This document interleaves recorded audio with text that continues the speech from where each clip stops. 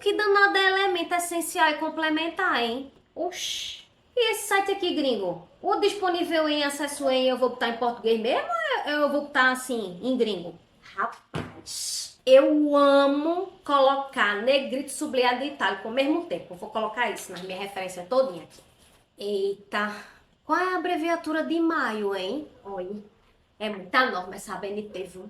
Oxi, pra você fazer uma referência, você tem que saber um monte de coisa. Eu, hein? Sei não. Nesse vídeo eu vou responder todas essas perguntas e eu ainda vou te mostrar tudo que a norma de referência chama de regras gerais de apresentação. Tudo para te ajudar a formatar suas referências com a tranquilidade que você está fazendo a coisa certa.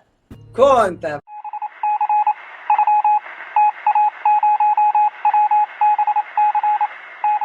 Olá, meu nome é Jéssica Cavalcante e eu crio conteúdo para o blog infonormas.com.br e tenho ajudado um bocadinho de gente a formatar e a fazer pesquisa em fontes de informação para escrever trabalho acadêmico. Minha gente, a norma de referência da ABNT é gigante, tem 74 páginas. Acho que ela é a maior de todas que a gente precisa para formatar o trabalho acadêmico. Dentre todas essas páginas, tem uma seção que ela chama de regras gerais de apresentação, que ela traz 10 tópicos básicos para você formatar as suas referências. Um desses tópicos fala como formatar a lista de referências e eu já abordei isso no vídeo anterior. Clica aqui no card ou no link da descrição para você assistir esse vídeo depois que terminar de ver esse. Só depois. Eita! Agora, os outros 9 tópicos eu vou trazer todos aqui para você. Só para deixar bem claro, a norma que eu tô me referindo é a 6023 de 2018, que teve uma correção em 2020. Essa é a que tá vigente hoje, ó, maio de 2023. Lembrando que caso você esteja vendo esse vídeo mais para frente, é bom que você cheque se essa norma ainda está em vigor. Você pode ver isso direto no link do catálogo da ABNT que tá aqui na descrição. Se você não souber como fazer, pode ver um vídeo que eu já expliquei tudo, tintim por tintim, como é que você faz essa checagem. O link tá aqui na descrição também. Agora assista só depois, viu? Termine de ver isso. E só para te lembrar, antes de eu te entregar esse conteúdo precioso, lembra de se inscrever nesse canal, assim eu consigo ajudar mais gente que tem essas dúvidas para formatar trabalho acadêmico. Quando você vai montar uma referência, você sabe que tem que seguir um padrão. Tem padrão para livro, padrão para artigo, para site, para legislação e assim vai. Cada tipo de referência tem elementos essenciais e elementos complementares. Grosseiramente falando, os elementos essenciais são aqueles obrigatórios por padrão daquela referência. E os elementos complementares são opcionais. Vem ver esse exemplo. Aqui nesse exemplo de referência de livro, tem somente os elementos essenciais, que são autor, título, edição, local, editora e ano. Já nesse exemplo aqui de referência de artigo, tem todos os elementos essenciais, que vem aqui, ó, até o ano, e tem esse elemento complementar, que é o DOI. Sabendo disso, a gente já aplica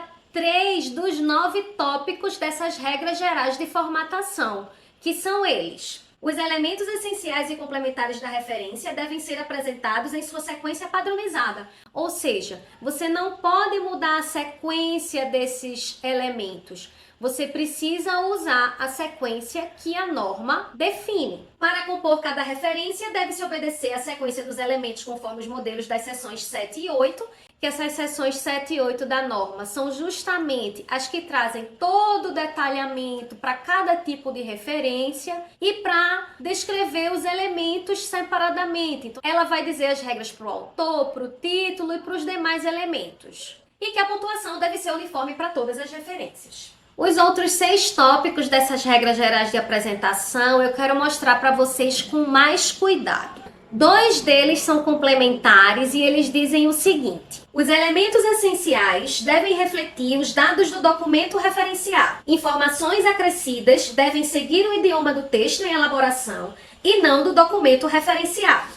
Para documentos online, além dos elementos essenciais e complementares, deve-se registrar um endereço eletrônico precedido da expressão disponível em e a data de acesso precedida da expressão acesso em. E isso não se aplica a mensagens e documentos eletrônicos cujos endereços não estejam disponíveis. Esses dois tópicos, eles já respondem uma das questões da abertura desse vídeo. Se eu tenho que referenciar uma fonte online em língua estrangeira, as expressões disponível em e acesso em precisam estar em português. E se você for colocar qualquer outra informação que esteja fora dos elementos essenciais, essa informação também vem em português, que é o idioma do texto que você está escrevendo. Agora, os elementos essenciais, eles precisam estar no idioma da fonte. Eu trouxe um exemplo aqui para mostrar para vocês.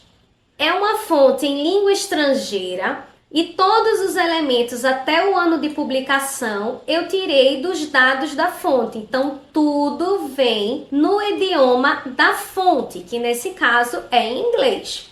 Os dados de disponível em e acesso em vem em português, disponível em, o link onde eu acessei o artigo, acesso em, a data que eu acessei o artigo. Portanto, é muito importante que você registre esses dados de acesso. Inclusive, eu já fiz um vídeo aqui no canal mostrando quais elementos você deve registrar quando você precisar fazer a referência de uma fonte online. O link está aqui no card e também na descrição para vocês assistirem depois. O outro tópico é sobre a padronização do uso de elementos complementares e diz o seguinte: ao optar pelo uso de elementos complementares, estes devem ser incluídos em todas as referências do mesmo tipo de documento. Ou seja, se você vai fazer, por exemplo, uma referência de um artigo científico e você coloca junto do ano o mês de publicação,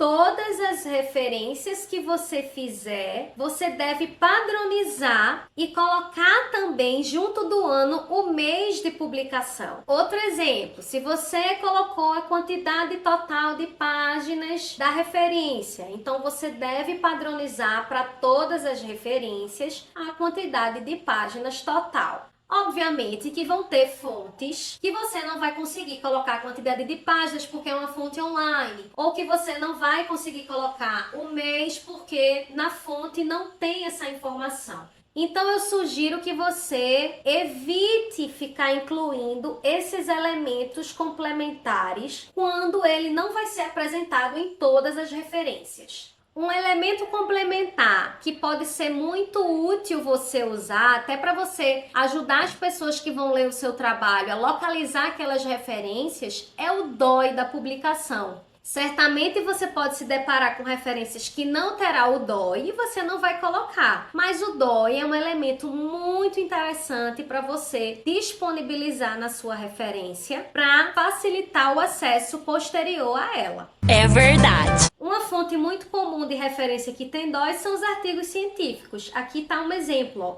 de um artigo científico com o DOI.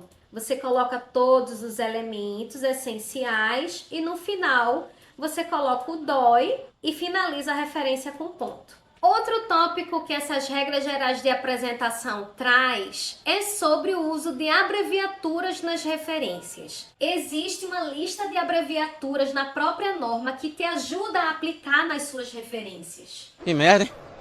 Sabia não? Ela está disponível aqui, ó, nos anexos A e B. No A tem a abreviatura dos meses do ano, aquele questionamento sobre qual a abreviatura de maio para português. Tem aqui, ó, maio não é abreviado em português.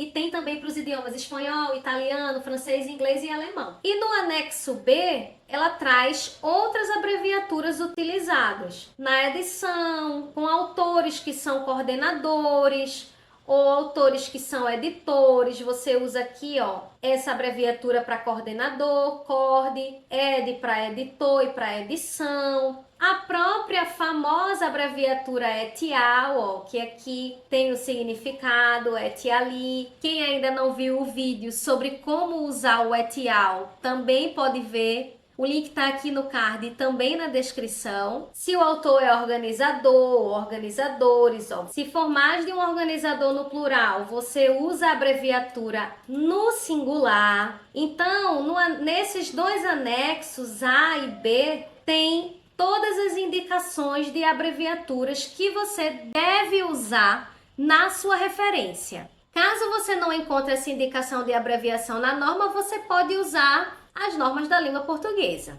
O outro tópico dessas regras gerais de apresentação diz respeito ao uso de recursos tipográficos na referência. Ele diz o seguinte: as referências ordenadas em uma única lista devem ser padronizadas quanto ao recurso tipográfico e à adoção dos elementos complementares. O recurso tipográfico, negrito, itálico ou sublinhado, utilizado para destacar o elemento título, deve ser uniforme em todas as referências. Olha como é que eu fiz aqui nesses exemplos. O recurso tipográfico que eu usei foi o negrito, ou seja, eu não posso usar negrito, itálico e sublinhado, respondendo a pergunta da abertura do vídeo.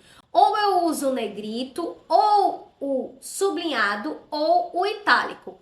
Eu, particularmente, não recomendo, dentre esses recursos tipográficos, usar o itálico. Por quê? Caso no meio do seu texto você utilize palavras estrangeiras, a regra da língua portuguesa é você destacar essa palavra estrangeira em itálico.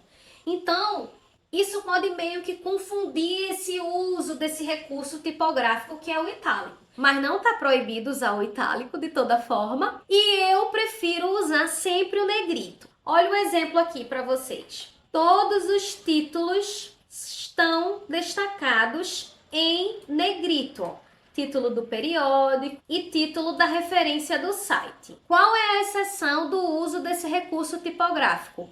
Quando a referência não tem autoria. Nesse caso, ela vai entrar pelo título e o destaque que você vai dar é o uso da primeira palavra do título em caixa alta. Se a primeira palavra for um artigo definido ou indefinido, você vai colocar o artigo e a palavra subsequente a ele, todos em caixa alta, ou seja, tudo em letra maiúscula. Esse é o único momento que você não vai usar esse recurso tipográfico no título da referência. O último tópico dessas regras gerais de formatação é: os casos omissos devem ser resolvidos utilizando-se o código de catalogação vigente. Esse código que ele se refere na norma, hoje o vigente é o Código de Catalogação Anglo-Americano, que é um código que traz todas as recomendações para você fazer descrição bibliográfica de um documento. Eu também já falei um pouco sobre esse código em um dos vídeos aqui do canal, tô deixando o link no card e na descrição para vocês verem depois. Mas resumidamente é um código que é utilizado por bibliotecários para fazer descrição bibliográfica. Não perda de tempo. Se ficou alguma dúvida, fala aqui nos comentários. Lembra de dar um like no vídeo, se inscrever no canal e compartilhar com quem você sabe que está fazendo o TCC. Até o próximo vídeo. Eita lá!